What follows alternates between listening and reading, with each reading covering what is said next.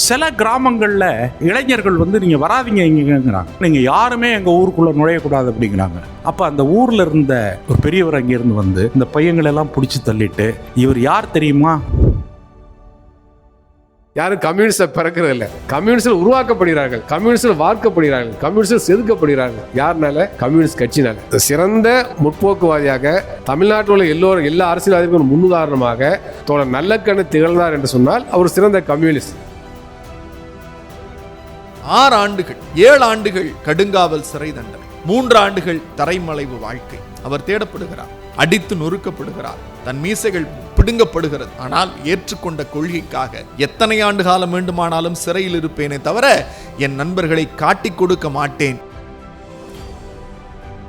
இந்திய விடுதலை போராட்டத்தில் பிரிட்டிஷ்காரர்கள் நமக்கு ஆட்சி என்றொன்றையே தரவில்லை, நமக்கு நிர்வாகம் என்றொன்றையே தரவில்லை.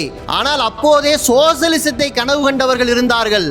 அது பகத்சிங்காக இருக்கலாம், சிங்காரவேலராக இருக்கலாம், ஜீவானந்தமாக இருக்கலாம், நல்லகண்ணுவாகவும் இருக்கலாம். எலெக்ஷன்ல நிக்க மாட்டேன்ட்டார் அவரு. கட்சியே கூடி நீங்க தான் நிக்கணும்னு நிறுத்தணும்.